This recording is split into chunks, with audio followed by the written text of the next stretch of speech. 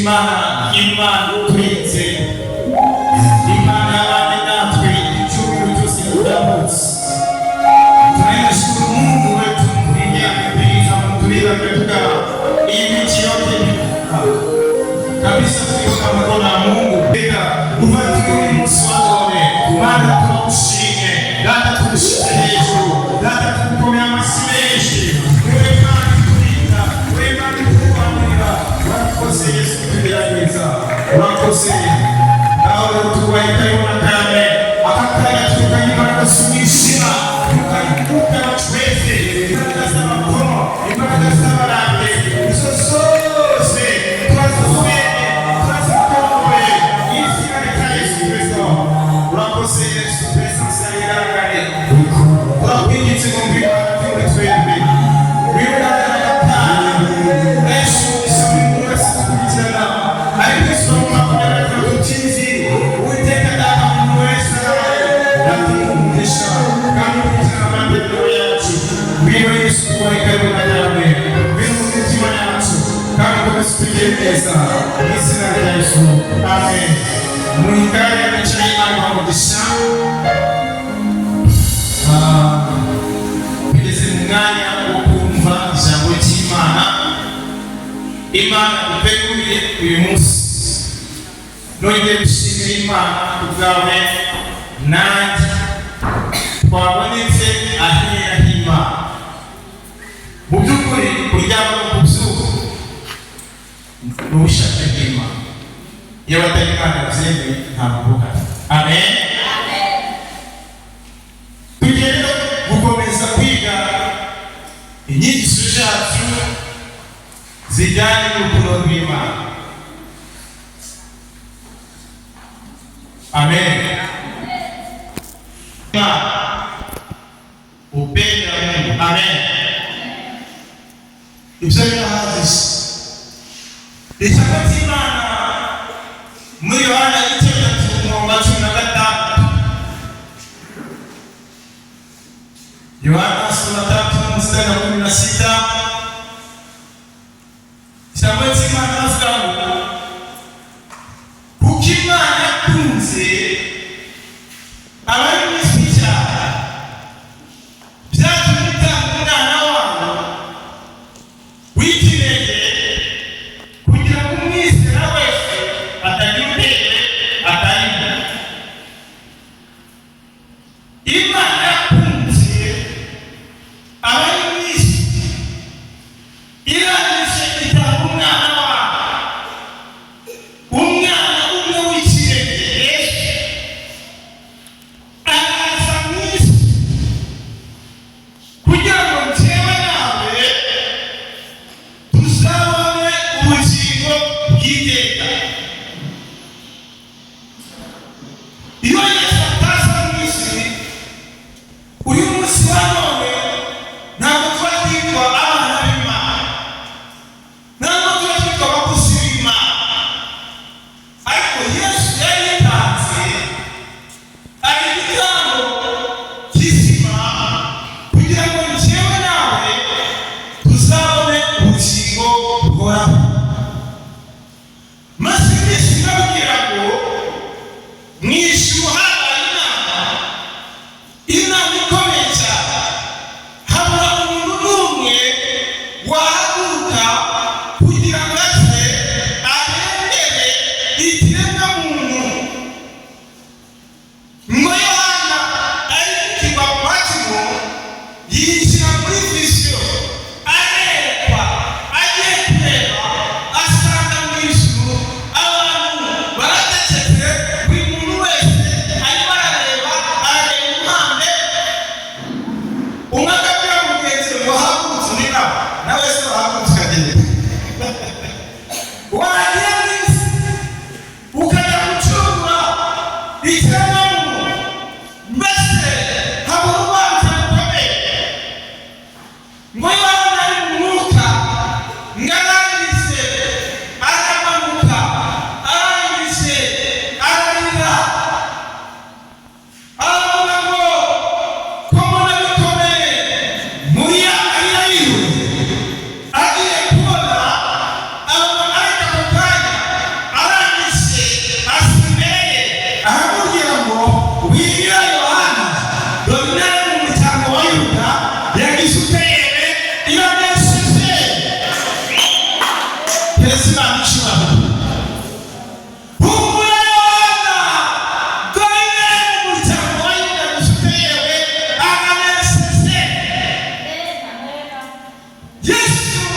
yicisha bugufi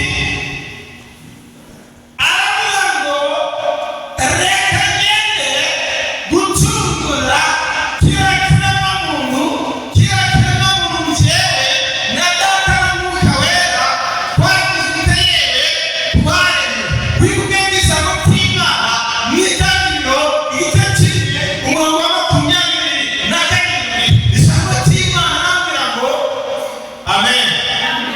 Kitabu ya Mwanzo sura 1 mstari ya 12 na 7. Amen.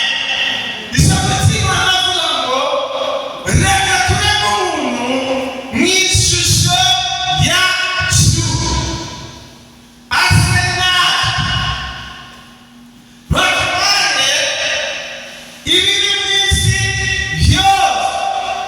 Imana yakuremye mu ishusho yayo, wowe usa n'Imana. Imana irakurema mu ishusho yayo. Ku cyumweru nababwiye uburyo Adamu na Eva babaho mu buzima bwiza, babaho mu buzima bunezereje, babaho mu buzima bw'umugisha, babaho mu buzima butagira agahinda, butagira umubabaro. Ariko igihe kiragera bahitamo inzira y'amarira, bahitamo inzira y'agahinda, bahitamo inzira y'urupfu kubera kutumvira Imana.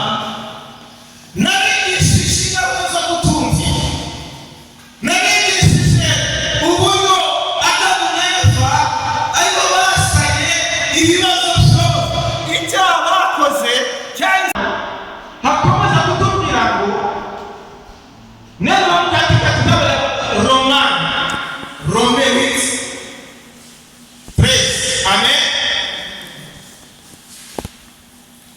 Ngo kuko mutahawe umwuka w'ububata ubasubiza mu bwoba, ahubwo mwahawe umwuka ubahindura abana b'Imana, udutakira inshuti aba Data.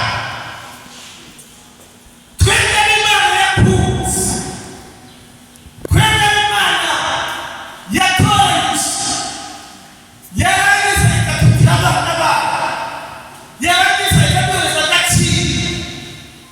Ntabwo tugomba gutinya kuko tutahawe umwuka w'ubwoba, ahubwo twahawe umwuka w'imbaraga udutakisha ngo aba Data, aba ni abana b'Imana. Ikintu cyiza ni ubwoba ni Satani n'abadayimoni baba bakuzanira ubwoba, baba bagutitiza, baba bakwereka uburwayi, baba bakwereka ubukene, baba bakwereka inzara, bakwereka yuko Imana yawe idashoboye.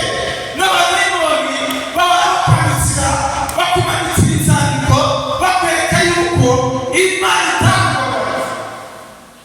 Ugahora ubona w'ikiki itende. Abadayimoni baba bakwibutsa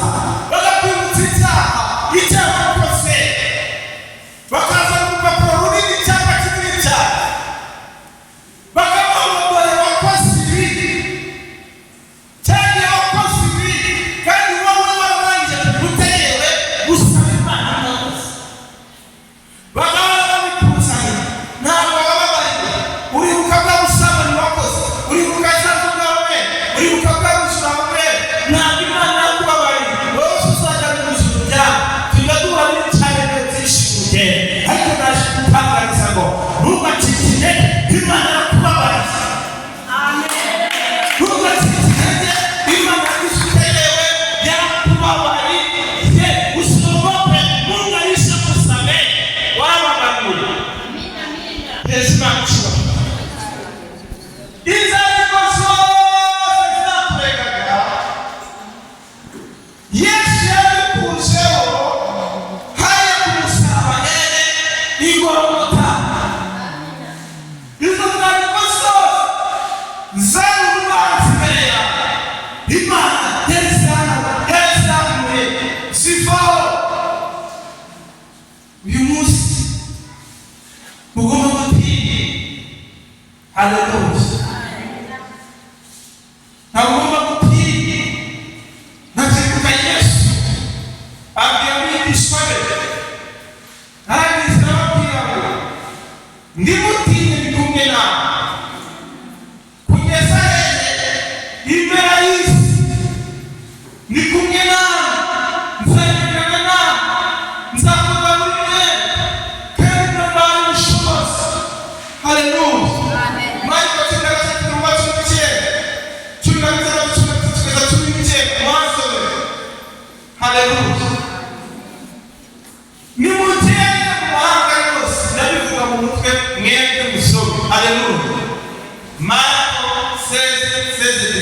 Amen.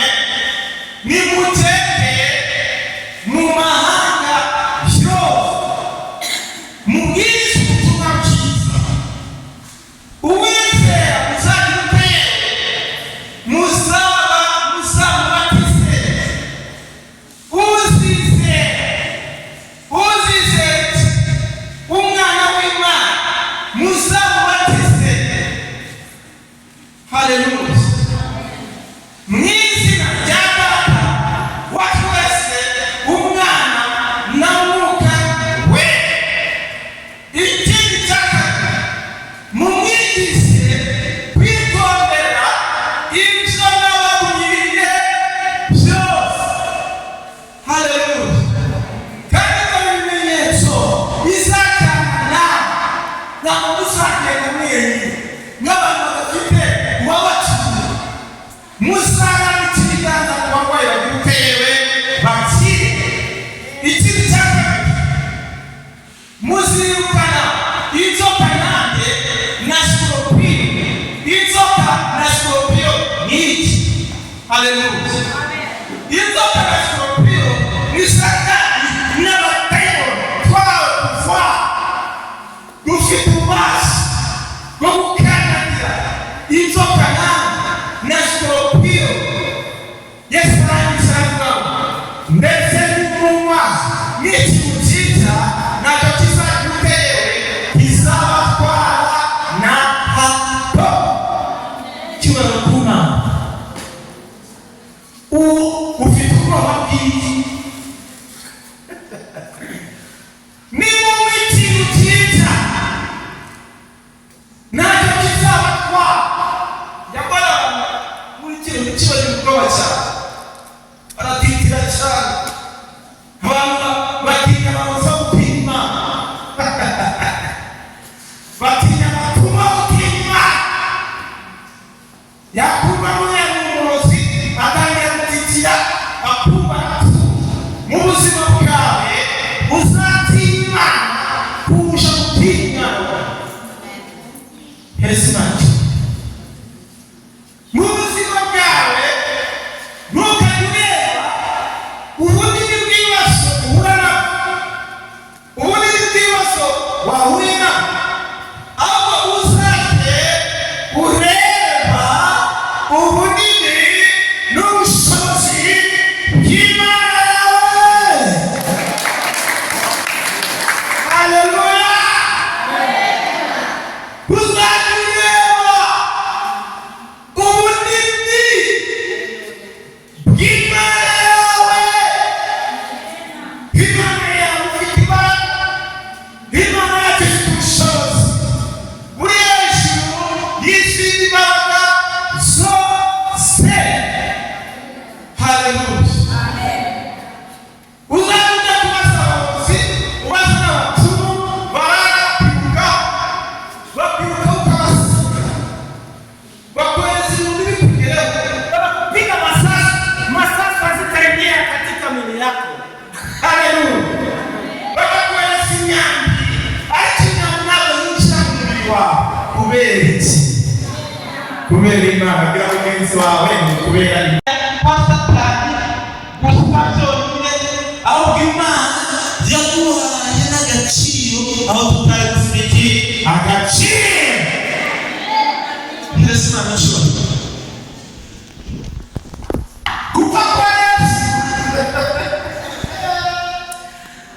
kwatuzaniye n'imigisha yo mu mwuka ndetse na hehe no mu mubiri.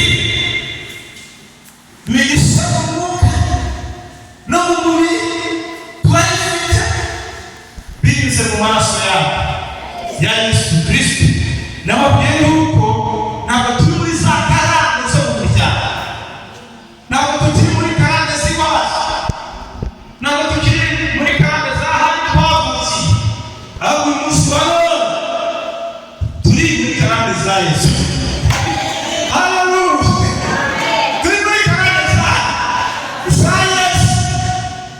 Niyo mpamvu Yesu, sikiliza, niyo mpamvu Yesu abantu baje kumushaka, baza kumushaka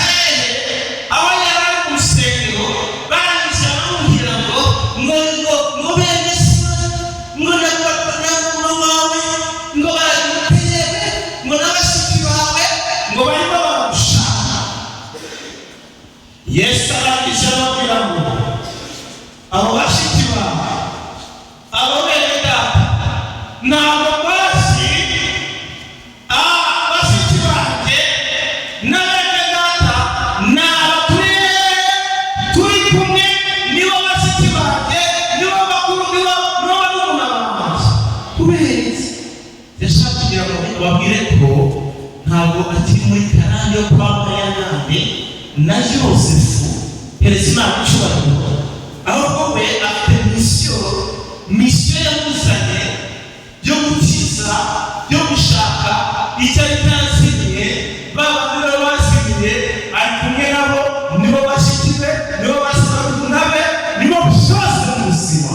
Hereza Imana icyubahiro. Wowe ugitekereza, wowe umwaka wakijijwe, hari ukaba ubitekereza hariya uribeshya. Turi kuba ubwami bw'Imana mushobore kwese. Hereza Imana icyubahiro. Uyu ni mushiki wawe, uyu ni musaza wawe mu bwami bw'Imana. Nuko rero ijambo twasomye aha ngaha mu Baroma ryatubwiye ngo ntabwo twahawe umwuka w'ubwoba udusubiza mu bubata, nibyo? Ahubwo twahawe umwuka w'imbaraga, umwuka udutinyura, umwuka uduhereza agaciro, umwuka uduhereza igikundiro aho tutabasha kukibona. Urashaka kugira igikundiro, izere Umwami Yesu Kristo. Urashaka kugubwa neza, izere Umwami Yesu Kristo. Urashaka kubahwa, kuramo Yesu, izere Yesu, byose birashoboka. Haleluya. Igitabo cya Yohana sura 1 mstari 12, Yohana sura 1 mstari 12 nasema, icyakora abamwemeye bose bakizera izina rye yabahaye ubushobozi bwo kuba abana b'iki b'Imana. Abamwizeye bose bakaba bamwizeye, bafite ubushobozi bwo kuba abana b'iki b'Imana. Ubwo bushobozi tubuhawe na Mwuka Wera. Mwuka Wera udusunika, Mwuka Wera utwigisha ngo mwinjire mu masengesho, mwinjire mu kuririmba, mwinjire mu kubyina amahoro. Twakuri twagiraga burya ntabwo ari twebwe, ahubwo ni imbaraga za Mwuka Wera. Babana b'Imana, Imana basize ikimenyetso. Ikimenyetso Imana yabashyizeho kibaranga ni imbaraga za Mwuka Wera. Umwuka Wera barimo, Umwuka Wera ashyiramo urukundo, Umwuka Wera abigisha. Umuntu ufite Umwuka Wera, wa mwana w'Imana, wa wundi wahindutse, arangwa n'urukundo, ubera Mungu. Kuno kw'Imana n'amahoro. Urabyibuka ko Yesu yavuze ngo ngiye kugenda n'imigisha abantu, ariko ndabasaba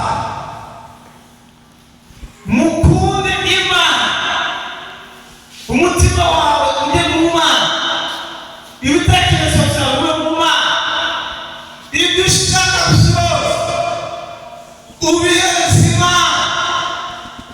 Nurangiza ukunde mugenzi wawe nk'uko nawe wikunda ubwawe. Hereza Imana icyubahiro. Upende mwenzako sawasawa jinsi na wewe unajipenda mwenyewe. Haleluya. Upende mwenzako, mugenzi wawe, kubera ko twamaze kuba umwe, dusa n'Imana, twarahindutse. Imana yadukuhiriya muri za karande zacu, itugira abana b'Imana. Mana we, sinzi ukuntu mubitekereza. Uzi ko abo yitwaga umwana wa ngofero n'abase ngofero nawe y'iki. Uyu munsi ukaba witwa umwana w'Imana.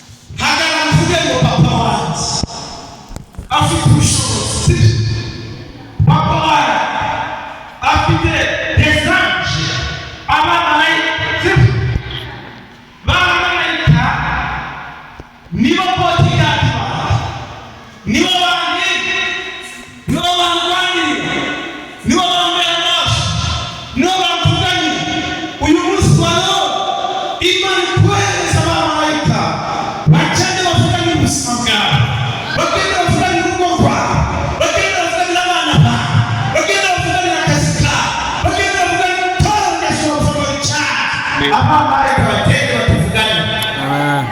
Perezida Micho nababwiye ko nta kintu nta bwami butagira iki amafaranga, sibyo? Nta bwami butagira iki amafaranga. Ubwami bwa Yesu burimo amafaranga, burimo icyubahiro, burimo gusigwa hejuru, harimo ibyo kurya, harimo ya myambaro, harimo kurwanirwa ku manywa na nijoro. Ntabwo Imana izemera. Haleluya. Ijambo ry'Imana muri Zaburi,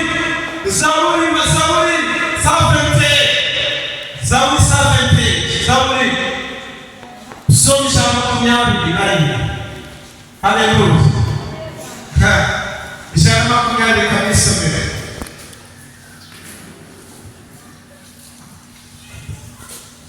Ijambo Mana mimi.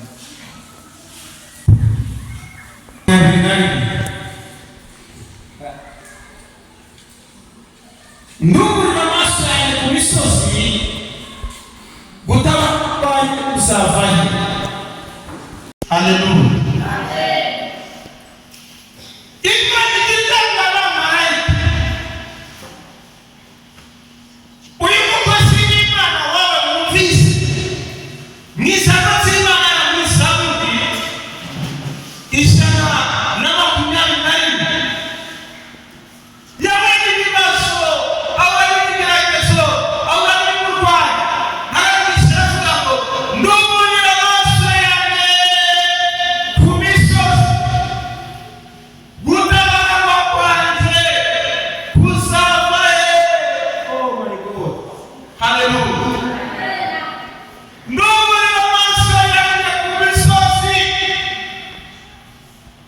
arareba ku misozi yose, agasanga nawe utabaza. Yareba mu ijambo, agasanga nta gisubizo kiriyo. Yareba mu kanwa k'aha, agasanga ni intambara gusa. Yareba inyuma, agasanga abamuhiga ni benshi. Arangije aravuga ngo ndumurira amaso yanjye ku misozi, ndareba amasanga abantu bose barapfuye, ndareba amasanga n'abufasha bifite. Ndumurira amaso yanjye ku misozi, gutabarwa kwanjye kuzava he.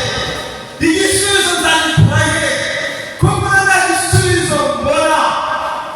Ijambo riraza kumbwira ngo humura Dawudi, gutabarwa kwawe kuzaba ku Uwiteka wo kure, warabisibije. Uwo nguwo usize ku isi asigaye nta gisubizo cyawe kizagira hehe, kizava.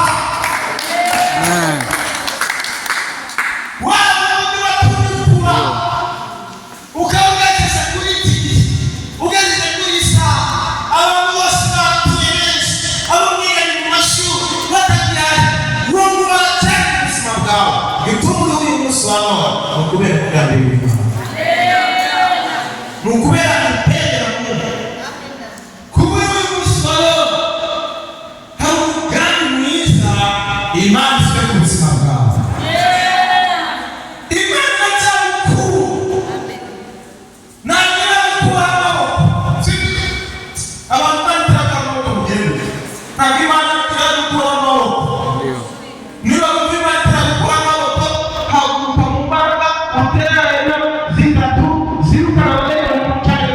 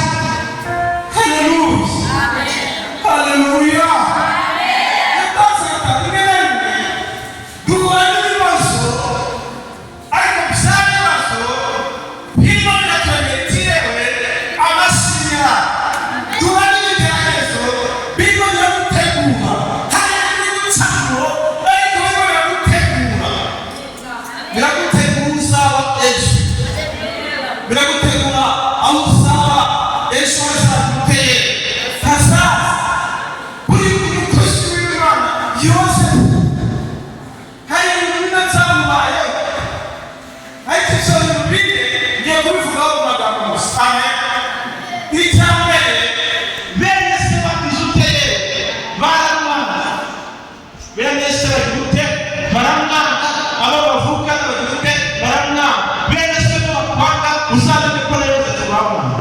Ndio ntabwo bisaba cyangwa umunsi abo bavuka niba takutelefona niba bakubaza amakuru yawe uzibute yuko hari umuntu witwa Yosefu. Haleluya.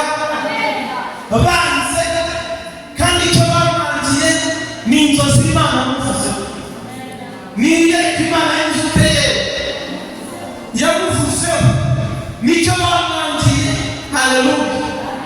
Ikintu cyane bene se baguteye baramwanze, umwanga ntabwo byabujije umugambi w'Imana kuguteye usora ku buzima bwa Yosefu. Nezima mucyubahiro kababwira tabuze. Haleluya. Yosefu kumwanga ntabwo byabujije amasezerano y'Imana kuguteye usora. Abantu bakwane bakukira bakwane bakuvuge bajya kukurogeza, ntabwo bizabuza umugambi w'Imana usora ku buzima bwawe. Haleluya. Ntabwo bizabuza umugambi w'Imana usora ku buzima bwawe. Icyakane bene se bamutaye mucyo. Haleluya. Bamutera mu rupfu, bamujyana mu rupfu. Mana yarangije batangaza n'amatangazo. Amatangazo bagiye gutangaza, bagiye kuvuga yuko Yosefu yagize utegewe yapfuye. Hari abantu bavuga yuko tutakiriho twazimye. Ntabwo twazimye ahubwo turacyariho. Ndio ntabwo twazimye, turacyari gutewe, turacyari.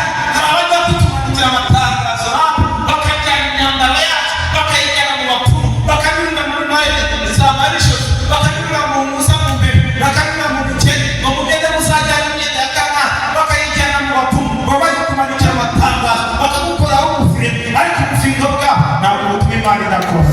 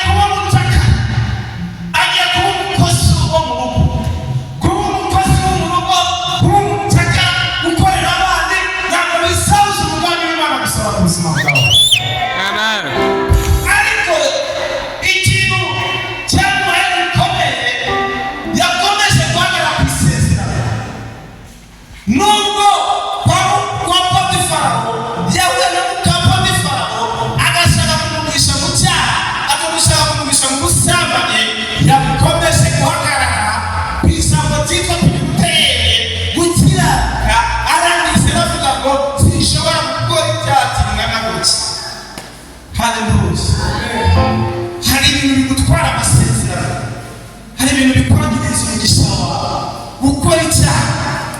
Haleluya. Hereza Imana icyubahiro. Ndeba gusa mu mutamikere. Haleluya. Iki ni cyanyuma cya kane cyabaye kuri Yosefu. Yosefu bamujyanye mu nzu y'imbohe, baramusirika bamujyana mu nzu y'imbohe imyaka 10. Kuba mu nzu y'imbohe kwa Yosefu ntibyabuze Yosefu ataba umuntu ukomeye. Semeni haleluya. Yosefu yagiye mu nzu y'imbohe, ariko ibyo byose bizabirimo kumutegura uwo azaba ejo azamutegewe hazaza. Hariya mu nzu y'imbohe niho yakuye igisubizo cyo kugira ngo Imana ifunge. Ndavuze ngo uyu munsi wa none